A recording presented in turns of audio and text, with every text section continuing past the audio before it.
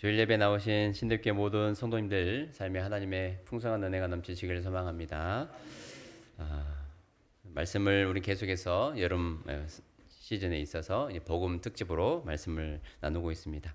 계속해서 반복돼서 들어가는 앞글자는 무엇입니까?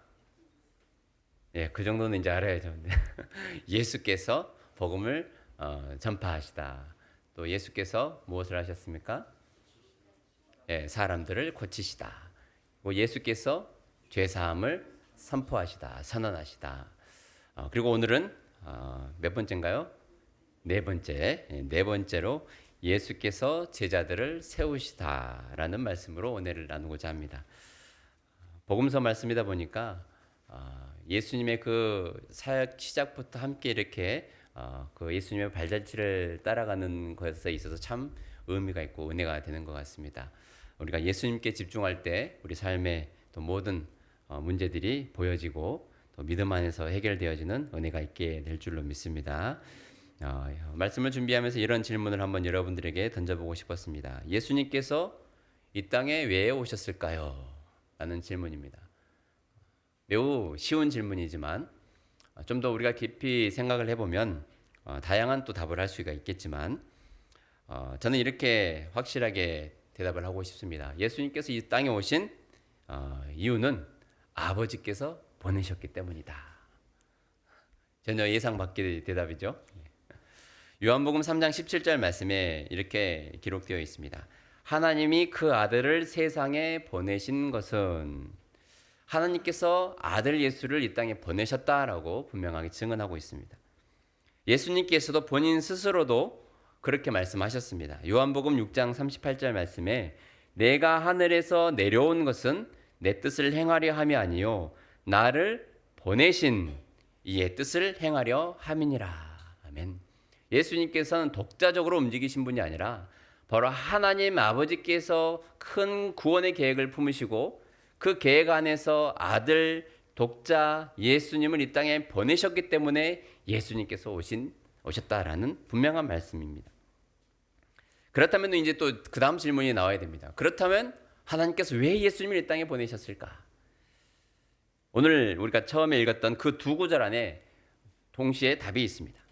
3장 17절 말씀으로 다시 돌아가면 하반절에 이렇게 나와 있습니다. 세상을 심판하려 하심이 아니요 그로 말미암아 세상이 구원을 받게 하려 하심이라. 아멘. 다시 말해서 하나님이 그 아들을 세상에 보내시는 것은 이 세상을 심판하기 위해서가 아니라 이 세상을 구원하게 하기 위함이다 라고 말씀은 증언하고 있습니다. 6장 38절에도 동일하게 증언을 합니다. 그 앞에 우리가 상반전을 읽었기 때문에 아버지가 나를 이 땅에 보내신 것은 나를 보내신 이의 뜻은 내게 주신 자 중에 내가 하나도 잃어버리지 아니하고 마지막 날에 다시 살리는 이것이니라. 아멘. 이 두 구절을 통해서 우리가 분명하게 정리가 됩니다. 예수님이 왜 이 땅에 오셨을까? 아버지께서 보내셨기 때문이다. 그 아버지는 왜 예수님을 이 땅에 보내셨나?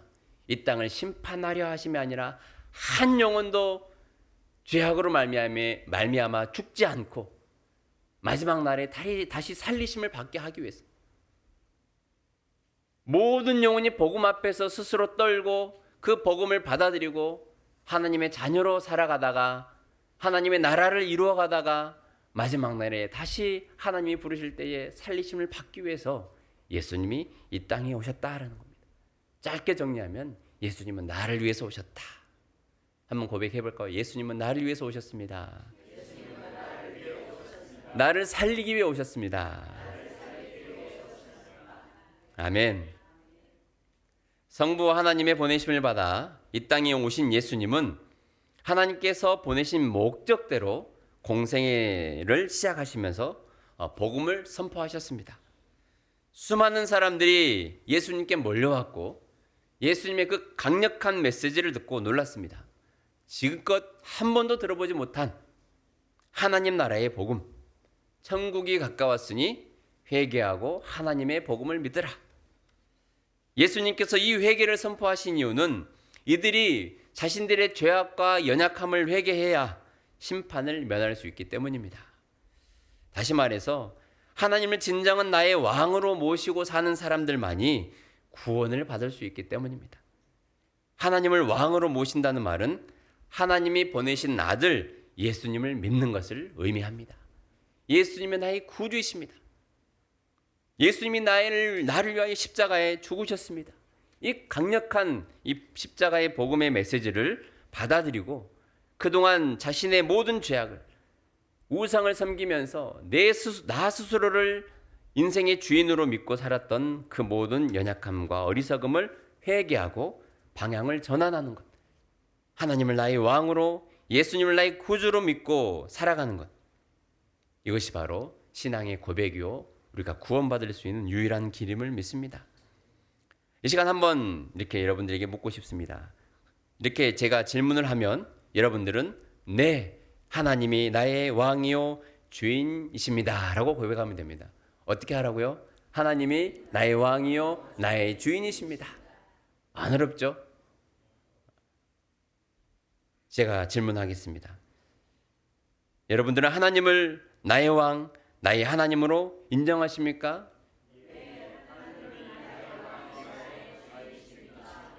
아멘. 훌륭하십니다. 제가 질문을 다시 한번 할 텐데 저랑 같이 그 대답을 해보도록 하겠습니다. 하나님을 나의 왕, 나의 하나님으로 인정하십니까? 네, 하나님이 나의 왕이요 나의 주인이십니다. 아멘. 이 고백이 진실되게 나오는 순간 하나님께서 나를 다스리기 시작합니다. 이 고백이 입에서 안 떨어진 분들도 계실 거예요. 옆에 사람이 하니까, 목사님이 하라고 하니까 어쩔 수 없이 하신 분들도 계실 겁니다. 그런데 이 고백이 진실되게 내 마음으로부터 우러나와서 나오는 순간부터 그때부터 하나님의 역사가 내 삶을 통해서 시작이 됩니다. 하나님을 왕으로 나의 주인으로 모시는 사람들은 이전과는 차원이 다른 삶을 살게 됩니다. 내가 원하는 것을 택하며 내 욕심대로 살지 않고 이제는 완전히 방향이 전환되는 겁니다. 하나님이 기뻐하신 일을 택하면서 내 욕심을 점점 내려놓는 삶을 살게 됩니다. 무소유를 의미하는 게 아닙니다. 하나님이 주신 은혜대로 섬기며 베풀며 하나님이 기뻐하신 일을 행한다라는 의미입니다. 세상의 방식과 세상의 풍속을 따르지 않고 약육강식의 그 세상의 원리를 따르지 않고 예수님의 가르침대로 서로 사랑하고 용서하며 성경적 가치관을 갖고 살아갑니다. 여러분은 어떤 마음의 자세로 살아가고 있습니까? 예수님의 가르침대로 그리고 성경적인 가치관을 가지고 살아갑니까? 성경은 바로 이러한 사람들을 제자라고 부릅니다. 단순히 예수님을 응원하고 좋아하는 사람은 뭐라고 합니까? 팬입니다. 하지만 예수님의 가르침을 받고 그 말씀대로 삶을 살아가는 사람을 제자라고 합니다. 오늘 본문은 예수님께서 그 수많은 무리 가운데 12명의 제자를 부르시고 세상 앞에 사도로 공식적으로 세우시는 장면이 나옵니다. 오늘 본문 말씀 13절 한번 읽어보도록 하겠습니다. 또 산에 오르사 자기가 원하는 자들을 부르시니 나아온지라. 아멘. 13절 말씀을 함께 읽었습니다. 오늘 본문 이 13절 말씀을 읽을 때에 저는 순간 멈칫한 부분이 있었습니다. 여러분 어떤 부분에서 멈칫하십니까?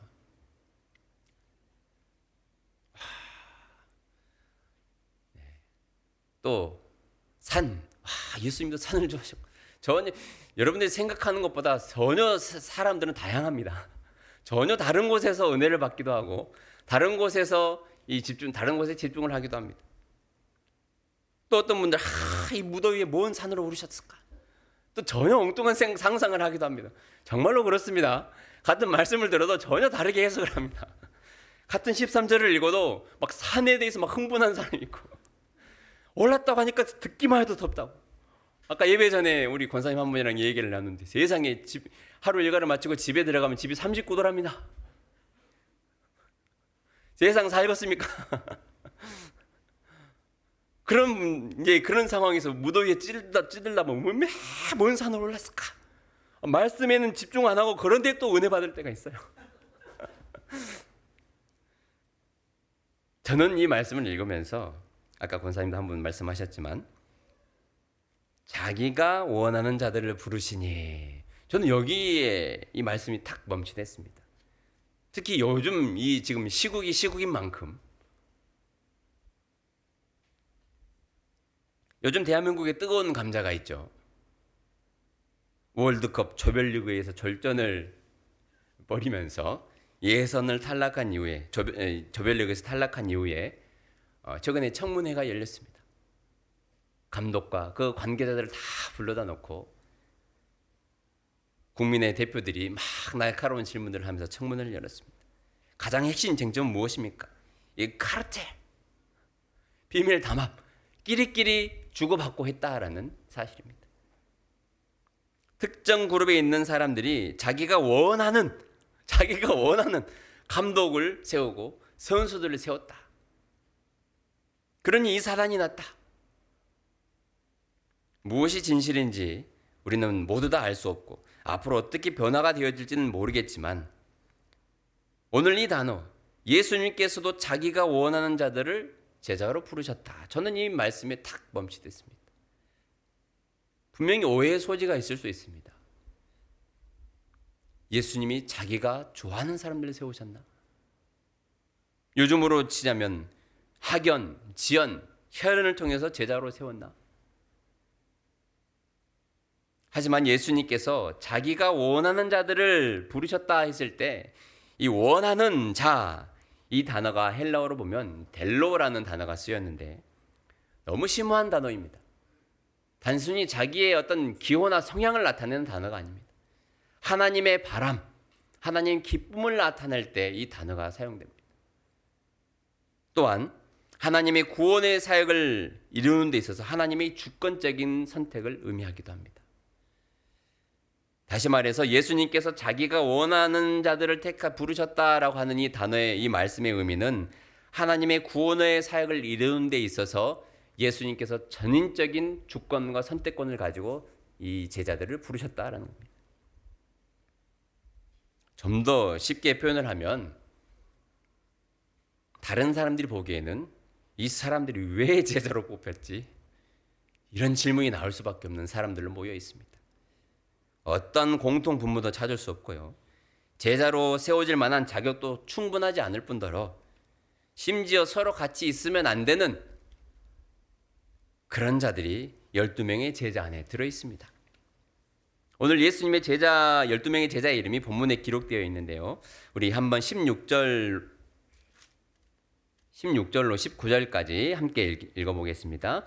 이 12를 세우셨으니 시몬에게는 베드로란 이름을 더하셨고 또 세베대의 아들 야고보와 야고보의 형제 요한이니 이 둘에게는 보아너게 곧 우레의 아들이란 이름을 더하셨으며 또 안드레와 빌립과 바돌로메와 마테와 도마와 알페오의 아들 야고보와 및 다데오와 가나나인 시몬이며 또 가룟 유다니 이는 예수를 판 자더라. 아멘.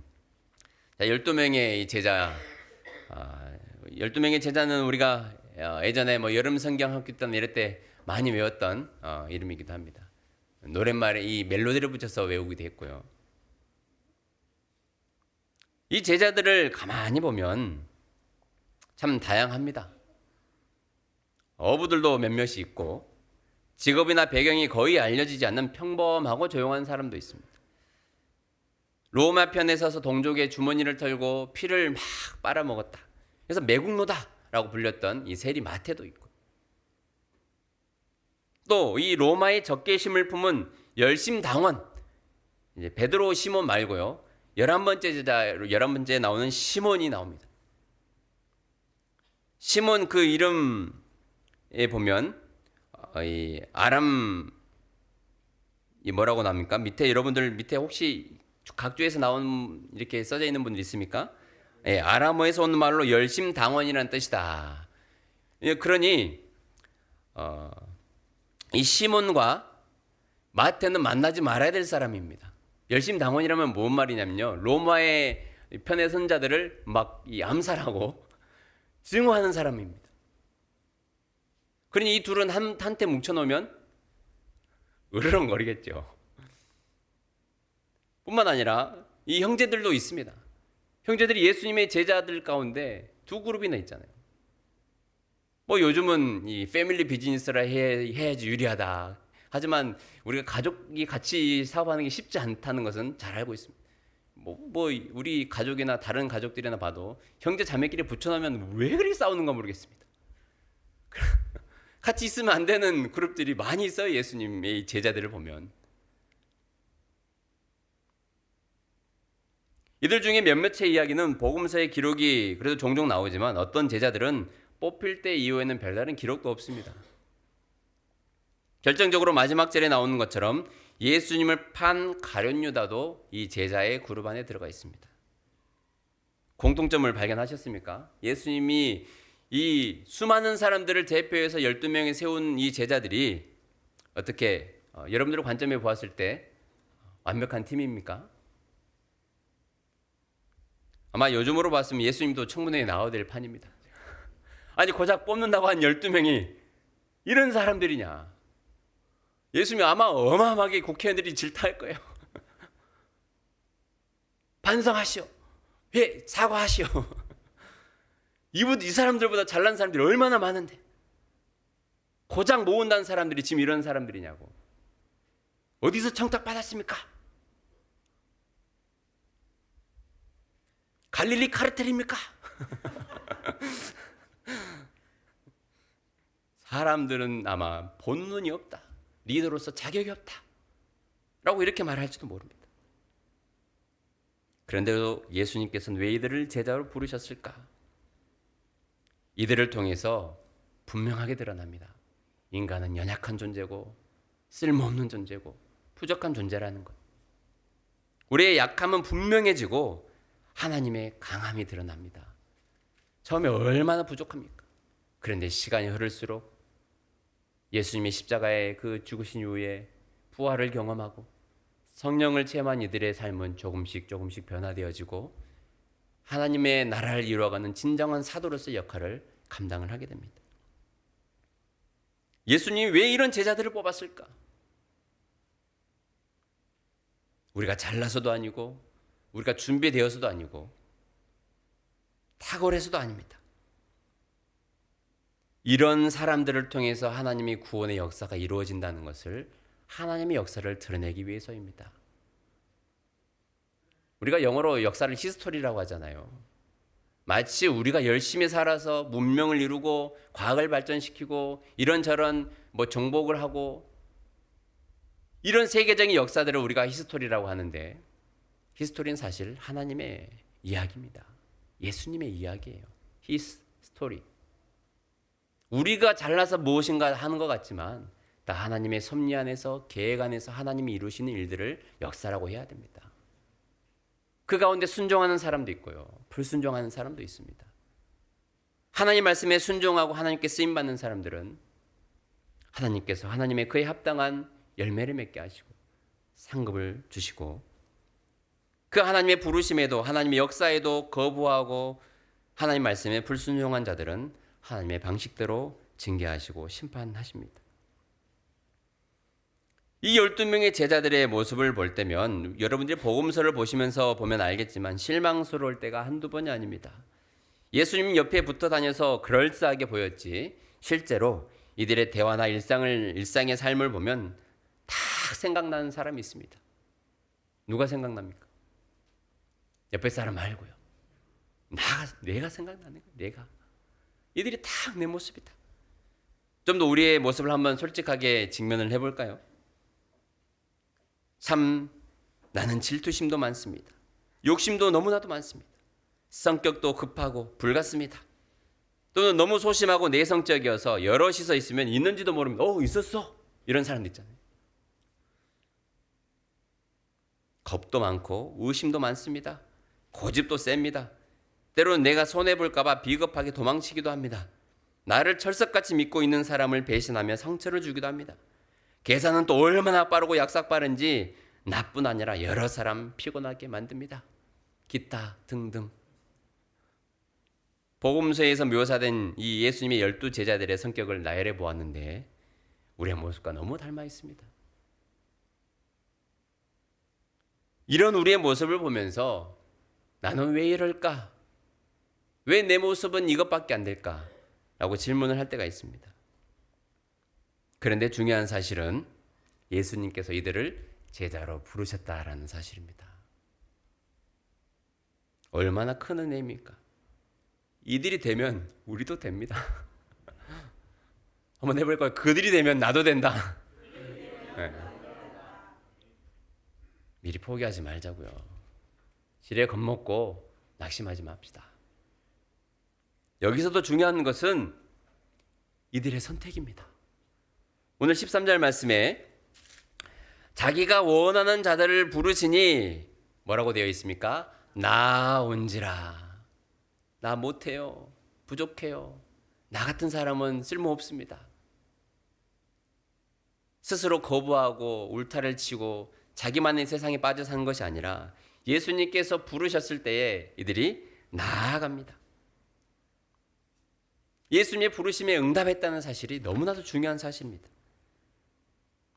여러분은 어떻게 하시겠습니까? 예수님께서 오늘 이 말씀을 통해서 부르십니다. 내 제자가 되겠느냐? 여러분 어떻게 하시겠습니까? 그래도 내 빼시겠습니까? 많이 뺐잖아요. 30년 지금까지 빼왔잖아요.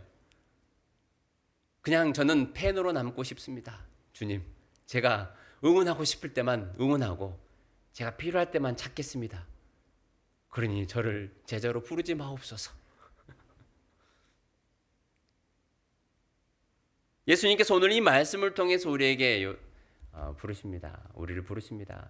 내 제자가 되겠느냐? 예수님의 제자가 된다는 것은 두렵고 떨리는 일이며 힘든 일일 수 있습니다. 하지만 영광스러운 일입니다. 14절 말씀, 우리 15절 말씀까지 함께 읽겠습니다.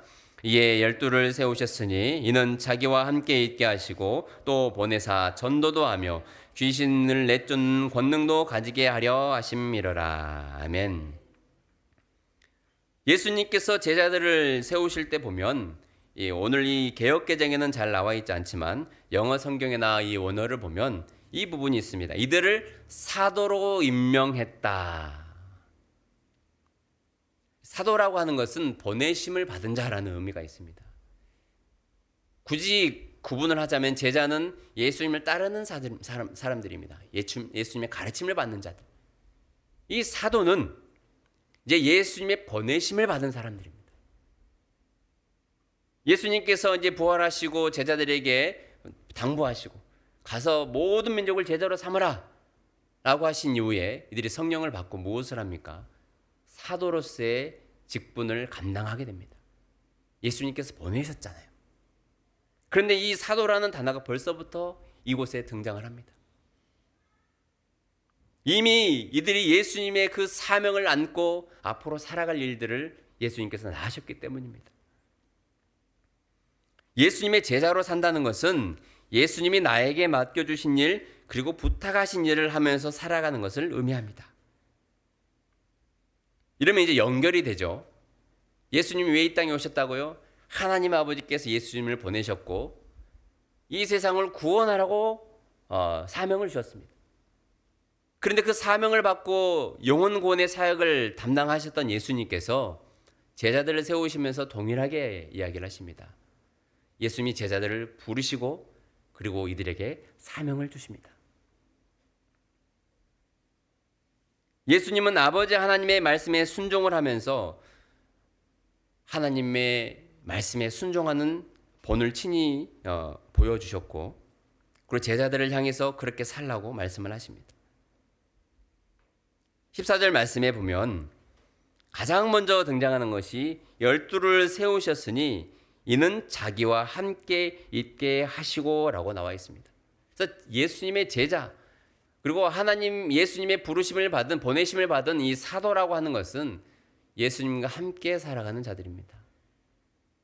지금은 우리가 예수님과 함께 눈앞에 계시지 않지만 하나님의 말씀이 우리와 함께 있습니다. 사도는 내 계획과 내 뜻대로 살아가는 자들이 아니라 하나님이 우리에게 주신 말씀을 담고 살아가는 자들입니다. 그것이 바로 제자요 사도입니다. 예수님의 제자가 되면 그 순간부터 예수님께서 이제 내 사람이다 라고 말씀하신 거예요. 너는 내 것이야. 너는 내 사람이야. 나는 너 안에 거하고 너는 내 안에 거한다. 완전한 연합을 이룹니다. 여러분 안에 예수님이 계십니까?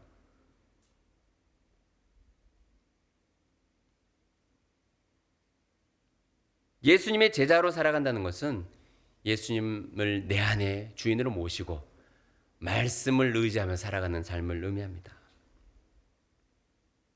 이 얼마나 영광스러운 일입니까? 하나님이신 예수님이 내 안에 계신, 내 마음속에 이 보잘것없는 탐욕으로 죄악으로 가득 찬 내 마음속에 계셔서 나를 통해서 일하신다는 것. 히스토리, 나를 통해서 역사를 이루어 가신다는 것은 어마어마한 영광입니다. 나와 함께 하시면서 내가 어떻게 살아야 할지, 의미 있고 가치 있는 하나님의 나라의 일꾼으로 살아가려면 어떻게 해야 되는지 가르쳐 주시고 도와주십니다. 예수님이 나를 제자로 부르지 않았다면 그저 나는 이 땅에 살면서 먹고 자고 즐기는 일에만 몰두하며 살아갈 인생입니다.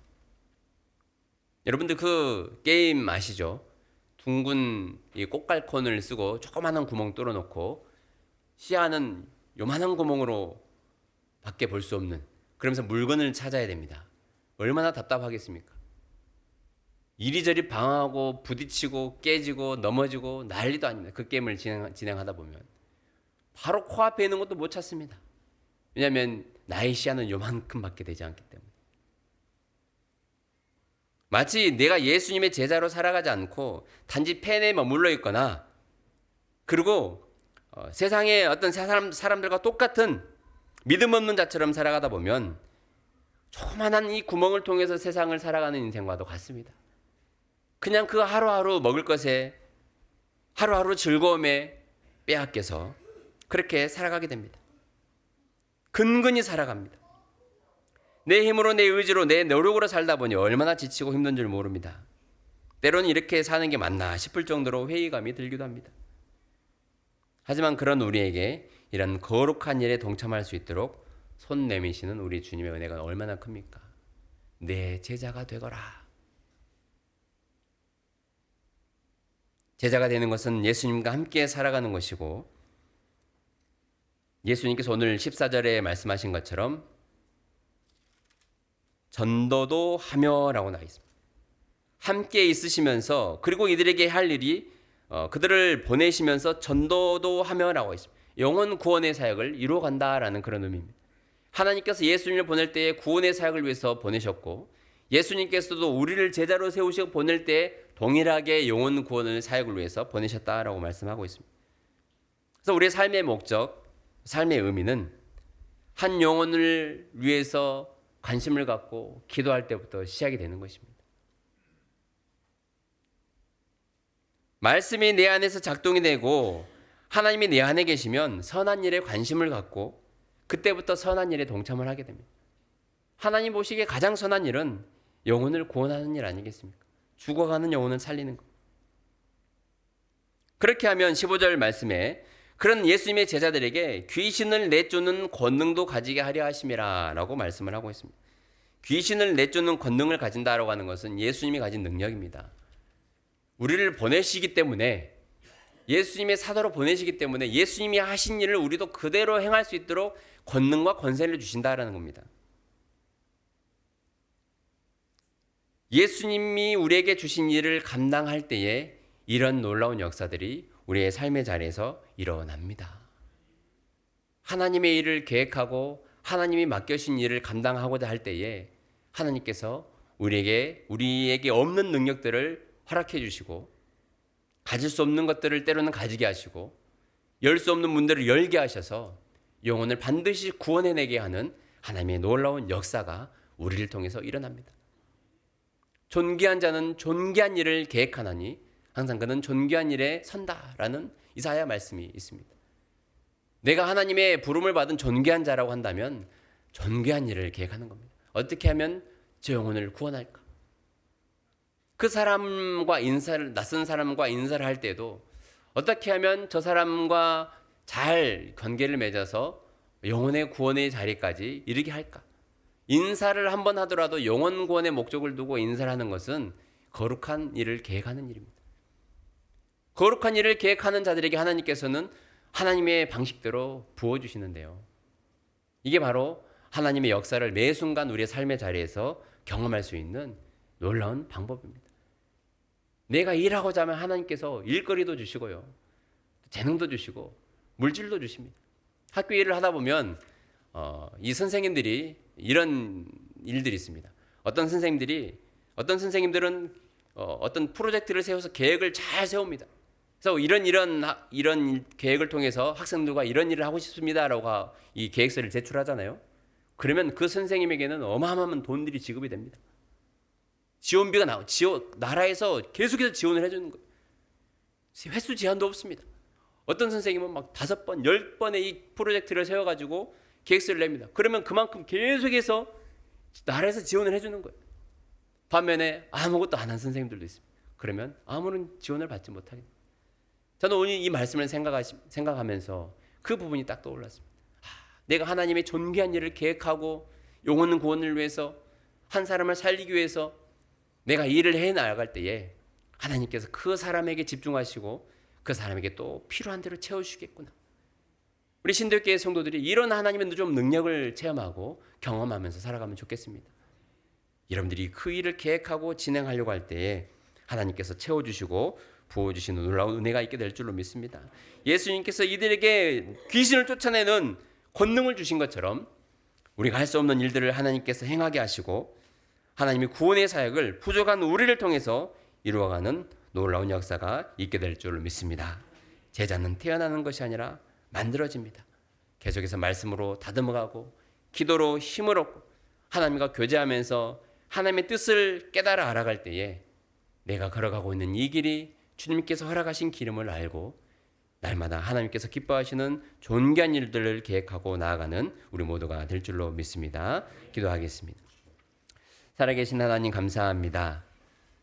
하나님께서 우리를 제자로 불러주시고 이 땅에 무엇을 위해 살아갈지 우리에게 분명하게 목적을 주신 하나님 감사합니다. 하나님께서는 영혼 구원을 위해서 예수님을 이 땅에 보내주셨고 예수님께서는 영혼을 구원하라고 우리를 제자로 파송하셨습니다. 그에 합당한 일들을 계획하고 우리가 진행할 때에 우리 주님께서 우리에게 권세와 권능도 주시고 물질과 건강도 허락해 주실 줄로 믿습니다. 우리 신대교회 성도들이 이러한 거룩한 꿈을 가지고 앞으로 삶의 자리에서 존귀한 일을 계획하고 나아가는 존귀한 자들이 다 되게 하여 주옵소서. 감사드리며 예수님의 이름으로 기도합니다. 아멘.